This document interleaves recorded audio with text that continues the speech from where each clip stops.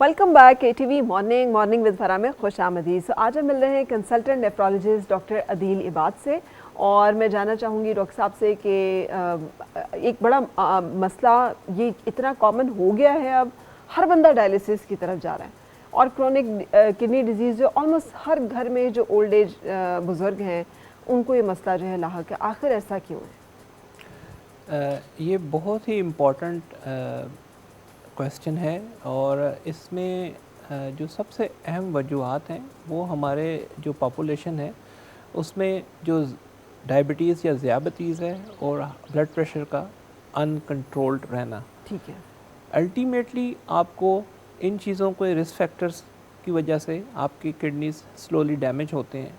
जो chronic kidney disease है उसकी 5 स्टेजेस हैं।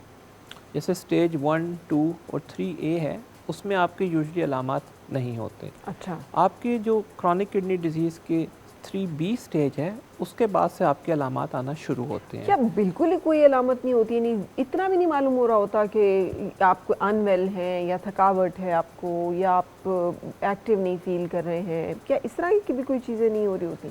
अर्ली स्टेजेस में आपकी अलामात, अगर आपके रिस्क फैक्टर हैं, दूसरी डिजीज़ की अलामात होंगी कि आपका ब्लड प्रेशर अनकंट्रोल्ड होगा, आपका शुगर अनकंट्रोल्ड होगा, या ज़ियाबतीज़ का आपका कंट्रोल बिल्कुल ख़राब होगा।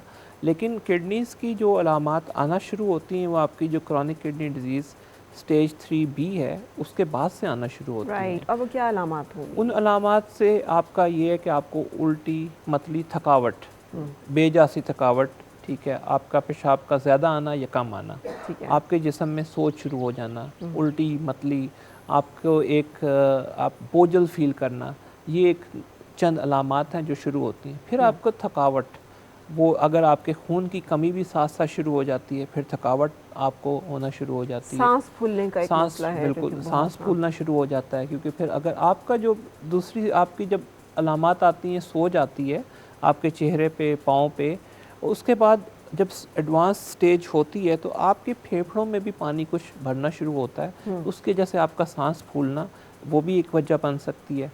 आपका जब खून की कमी है मरीज़ के अंदर, क्रॉनिक किडनी डिजीज़ वाले पेशेंट्स के अंदर खून की कमी की वजह से भी आपका सांस फूलता है। आयरन डेफिशिएंसी भी इसके साथ लिंक्ड है। अच्छा। तो वो भी आपकी थकावट, पीलापन और आपका सांस फूलना, वो ये सारे इसके साथ अलामात पे शामिल है।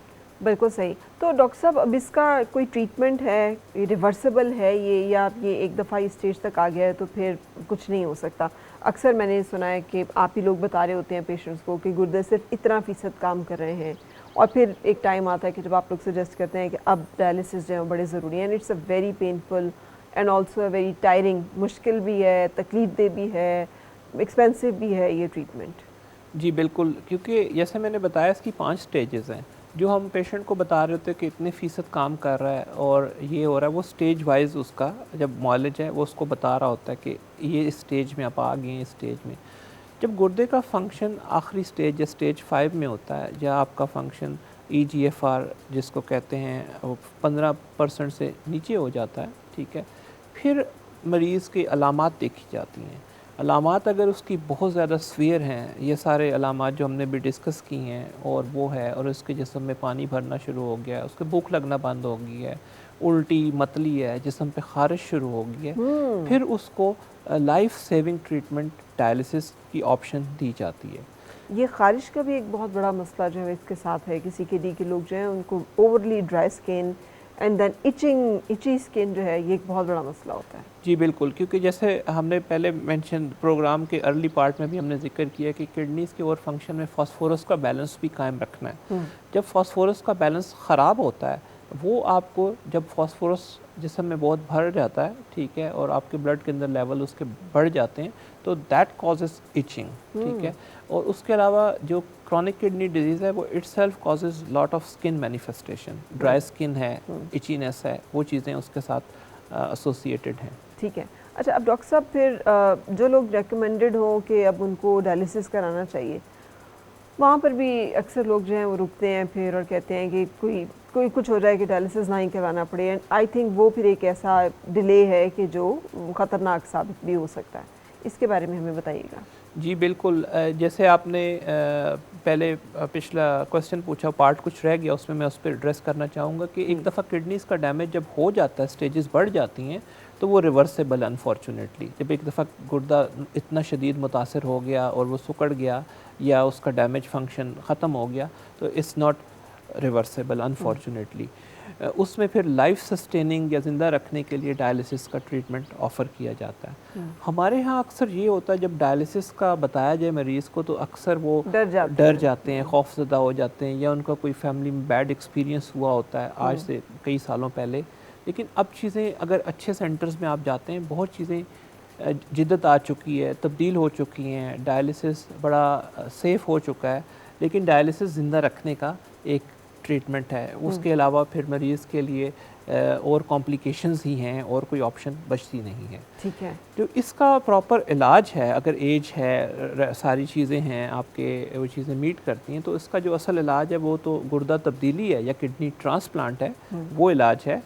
डायलिसिस तो सिर्फ मरीज़ को ज़िंदा रखने के लिए, या उसकी जो उस वक़्त एग्रेसिव अलामात हैं, जो उसके सांस की तकलीफ़ है, जिस्म में बहुत ज़्यादा ख़ारिश है, उल्टी मतली है, उन अलामात को कंट्रोल करने के लिए, उसको ज़िंदा रखने के लिए फिर इलाज है। अच्छा, अब इसमें हम 2 एरियाज़ पे बात करेंगे। मैं डायलिसिस के बारे में भी डॉक्टर साहब से इन्फॉर्मेशन लूँगी, लेकिन जैसे आपने बात की है गुर्दे के ट्रांसप्लांट की, एक टाइम था जब आपको भी याद होगा कि गैर कानूनी गुर्दों की जो ख़रीदो फ़रोख्त है वो इतनी ज़्यादा थी कि गांव के गांव थे जिनके के गुर्दे जो हैं बेच दिए गए थे उनको थोड़े पैसों का झांसा देके। And it was heaven for, मतलब लोग बाकी सारी दुनिया से आते थे कि यहाँ पे गुर्दे मिल जाते हैं और ट्रांसप्लांट हो जाते हैं। अब उसके ऊपर पाबंदी है। डोनर्स ढूंढना जो है वो आपके अपने रिलेटिव्स होने बड़े ज़रूरी हैं। सो सही मैच मिलना जो है वो बड़ा मुश्किल है। दैन इट्स एक्सपेंसिव, और फिर उसमें डर भी होता है कि फेलियर ना हो जाए, खुदा न खास्ता कुछ और ऐसा ना हो जाए। तो आप इन इश्यूज़ को एज नेफ्रोलॉजिस्ट कैसे देखते हैं, और फिर जिन लोगों को ये डिसीजन करना है तो उन्हें क्या करना चाहिए? जी, ये हमारी गवर्नमेंट ने बड़ा अच्छा इसको फ्रेमवर्क किया है। जो एक इल्लीगल फ़रोख्त होती थी, उसको उन्होंने अब जो कानून के मुताबिक वो हमारे मुल्क में इल्लीगल है। हमारे यूजुअली जो अब लीगल प्रोग्राम है, उसमें ये होता है कि अगर किसी को गुर्दा तब्दीली के लिए डॉक्टर रिकमेंड करता है, तो उसमें जो आपके जो प्रेफरेबल डोनर हैं, उसमें हस्बैंड टू वाइफ है या वाइफ टू हस्बैंड है, आपके बहन भाई हैं, बच्चे हैं, पेरेंट्स हैं, वो आपके एक लीगल चेन है, वो आपको डोनेट कर सकते हैं। अनफॉर्चुनेटली हमारे एक्सटेंडेड फैमिलीज जैसे होती हैं, कज़न्स होते हैं, वो लोग भी क्या आ जाते हैं इस सारे उसमें? वो कुछ केसेस ऐसे हैं, जैसे अगर आपके फैमिली में कुछ गुर्दों की मरूसी बीमारी हैं, या आपके फैमिली में कुछ आप डोनर मुमकिन नहीं है इस आपकी चेन में, तो देन फिर आपकी कुछ स्पेशल एक्सेप्शंस हैं। वो जैसे आपकी हुकूमत का कानून है, उसके मुताबिक कुछ उसमें स्पेशल आपकी परमिशन या इजाज़त लेनी पड़ती है, उसके बाद उसमें प्रोसीड हो सकते हैं। हो सकता है। अच्छा, चैलेंजेस क्या हैं किडनी ट्रांसप्लांट में जो आप देखते हैं, जिसके बारे में आप बात करना चाहेंगे? चैलेंजेस इसमें देखें, जैसे डेवलप्ड वर्ल्ड है, जो आपके दुनिया के और तरक्की याफ्ता मुल्क हैं, उसमें जो आपका मेन जो किडनी डोनेशन का आपका पूल आता है, वो डिसीज़ डोनर से आता है। या जैसे ऐसे लोग हैं जो किसी की एक्सीडेंट में डेथ होगी, या जिन्होंने अपनी ज़िंदगी में ये कहा कि हम अपनी आज़ा जो है आज़ा डोनेट कर देते हैं, वो एक बहुत बड़ा पूल है। हमारे मुल्क में इसकी काफ़ी ज़्यादा डेफिशिएंसी है।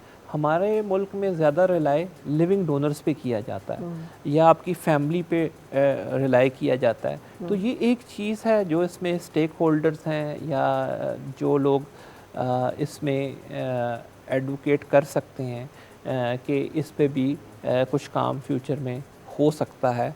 और इसमें नहीं, इस पे तो बहुत सारी कैंपेन्स की गई हैं कि आप अपने आज़ा जो है वो डोनेट करें। बहुत सारे लोगों की ज़िंदगियां बचती हैं इससे। और वेस्ट में तो अब इस पे बहुत सारी मूवीज़ भी बन चुकी हैं कि कैसे डिफरेंट एक जो इंसान है वो कितने लोगों की ज़िंदगियां जो है बचाने का है, बेहतर करने का ज़रिया बन सकता है। उसका जिगर कितने लोगों को बचा सकता है, उसका दिल एक इंसान की लाइफ दे सकता है। 2 गुर्दे हैं, 2 लोगों को जो है वो किए जा सकते हैं। आंखें हैं। सो ये सब चीज़ें हैं जो कि लोग कर रहे हैं, दुनिया में लोग कर रहे हैं और की जानी चाहिए। बिल्कुल ऐसे ही है। इस पे काफ़ी ज़्यादा काम इसमें लेकिन हुकूमती सतह पे ही काम होने की बहुत ज़्यादा ज़रूरत है, क्योंकि इसकी भी आपको देखें फंडिंग है, बहुत सारी चीज़ें हैं, उलमाए लेजिस्लेशन कराम के है, लेवल उलमाए पे ये कराम का चीज़ें, है, हाँ। उसमें रोल है, फिर कानून साजी का इसमें रोल है, बहुत सारी चीज़ें हैं। तो ये ये एक्सपेंसिव भी बहुत है ये ट्रीटमेंट जो है, और फिर उसके बाद फेलियर का जो रिस्क होता है वो भी एक बड़ा ख़तरा होता है। और दूसरी बात ये है कि हमारे दो पड़ोसी मुल्क हैं, इधर चाइना और इधर इंडिया, ये दोनों क्यों ज़्यादा बेहतर समझे जाते हैं जब when it comes to the transplant? I think मेरा ख्याल है आज से कुछ अर्सा पहले, कुछ सालों पहले ये था कि लोग ट्रांसप्लांट के लिए इन ममालिक की तरफ रुख करते थे, लेकिन अभी तो अल्हम्दुलिल्लाह हमारे मुल्क में भी काफ़ी सारे बहुत अच्छे ट्रांसप्लांट सेंटर हैं जो बहुत अच्छा काम कर रहे हैं, और जो फ्यूचर में और अच्छी चीज़ें भी उसमें आ सकती हैं। ये लेकिन कैसे आइडेंटिफाई करें डॉक्टर साहब के which is the right transplant centre? क्योंकि बाज़ात ये भी एक बड़ा मसला होता है, बहुत सारी इन्फेक्शंस और रिजेक्शन का या फेलियर का जो सबब होता है वो यही होती है कि प्रोसीजर प्रॉपर नहीं हुआ या इन्फेक्शंस कंट्रोल नहीं हुई। आई थिंक इसमें मेरा ख्याल है मीडिया अवेयरनेस की भी बड़ी इंपॉर्टेंट रोल है, ठीक है, क्योंकि अगर जैसे पेशेंट एक्सपीरियंसेस हैं, पेशेंट एक्सपीरियंस वो शेयर कर सकते हैं कि उनका एक्सपीरियंस किस सेंटर में कैसा रहा, उनको किस तरह ट्रीट किया गया, वो एक बहुत अच्छा आपका एक जो वर्ड ऑफ माउथ कहते हैं कि एक मरीज़ वो ठीक हुआ, उसने बताया कि मैं इस सेंटर में गया, मेरा पेशेंट एक्सपीरियंस ऐसा था, हर चीज़ स्मूथ हुई, तो वो एक और लोगों को गाइड कर सकता है। उसके अलावा आपका जो सेंटर्स हैं जो हमारी हुकूमत ने अप्रूव किए हुए हैं वो सेंटर भी हैं, फिर प्राइवेट अस्पताल काफ़ी सारे हैं जो बड़ा अच्छा काम कर रहे हैं, तो वो इन चीज़ों को थोड़ा सा ये कि आपको अपना होमवर्क करना पड़ता है पेशेंट को कि आप देखिए उसको कहाँ पे उसको सूटेबल है, कहाँ हमारे पे मुल्क के ना फिजिबल है। बहुत सारे लोग ऐसे हैं जो बहुत गरीब हैं, नॉन अफोर्डिंग हैं, और वो इस तरह के मसाइल का शिकार होते हैं और बहुत तकलीफ़ से गुजरते हैं। PKLI एक ऐसा बहुत बड़ा स्टेप था जो लिया गया था कि बहुत स्केल पे लोगों को सर्व किया जाए कि फ्री ऑफ कॉस्ट भी उनके जो हैं ट्रांसप्लांट्स हों। आपके ख्याल में इसमें ये डोनेशंस और ये चैरिटी और ये सब चीज़ों की कितनी ज़रूरत है ताकि वो लोग जो कि अफोर्ड नहीं कर सकते इतना एक्सपेंसिव एक ट्रीटमेंट लाइफ सेविंग का, तो उनके लिए भी ये एक्सेसिबल हो जाए? आई थिंक क्योंकि इसमें तो चैरिटी और जो आपकी अगर आपकी फाइनेंशियल हेल्प होती है किसी भी चैनल से, और क्योंकि एक्सपेंसिव इलाज है और आपका जो ऐसे अच्छे इदारे बनते हैं तो वो तो आपके ऑब्वियसली आपके जनरल कम्युनिटी के लिए बहुत फ़ायदेमंद है। बिल्कुल सही। अच्छा डॉक्टर साहब ये भी बताइएगा कि जैसे हम बात कर रहे थे अगर डायलिसिस कराना पड़ता है तो आप उसके बारे में भी कुछ बता रहे थे कि डायलिसिस अब ये होता है और ये कोई 2-3 टाइप्स बता रहे थे, वो क्या है? जी, एक डायलिसिस है जिसमें आप उसको हीमोडायलिसिस कहते हैं या आम ज़ुबान में खून वाला डायलिसिस कहते हैं।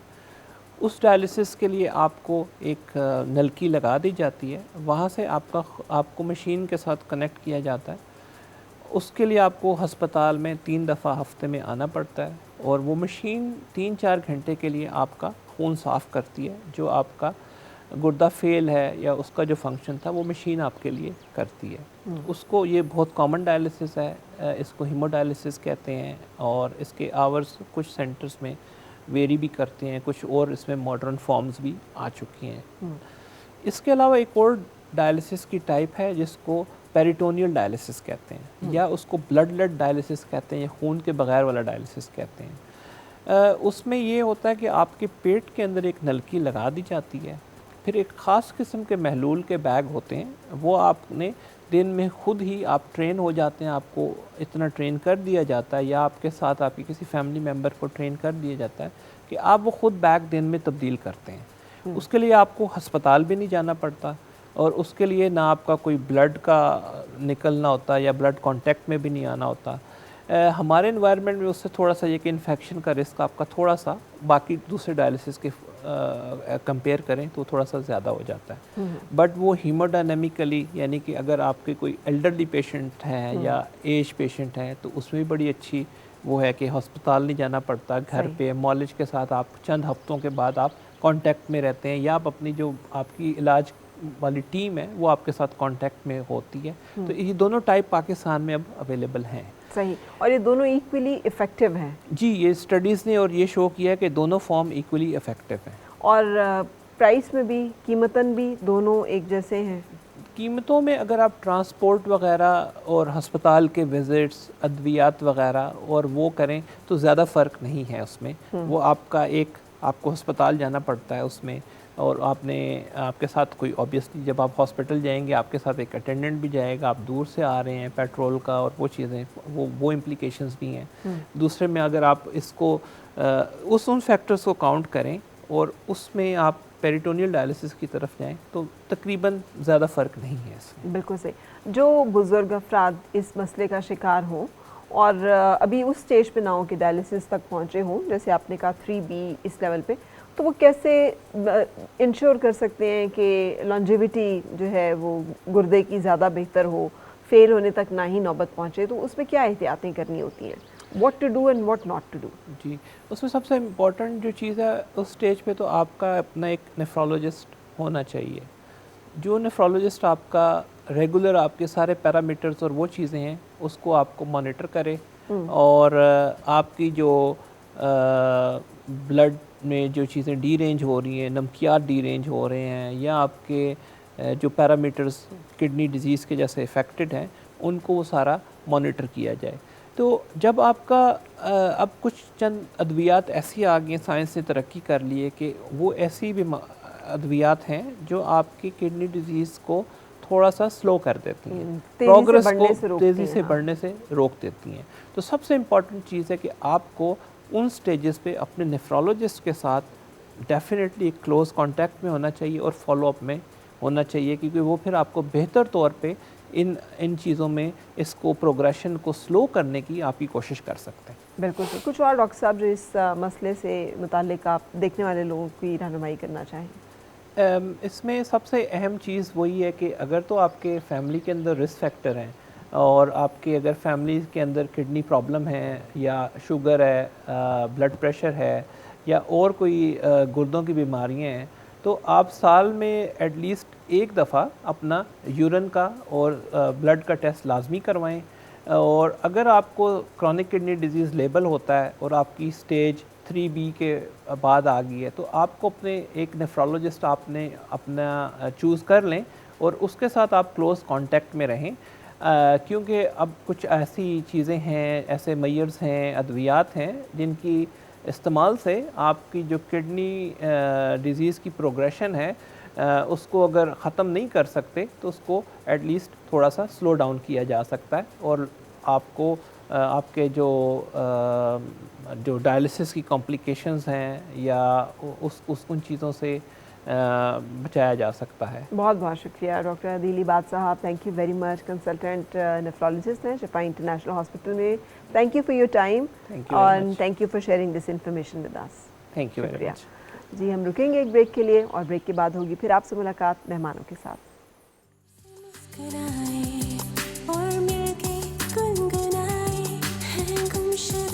खुशियाँ सारी वो ढूंढ लाए, आओ फिर से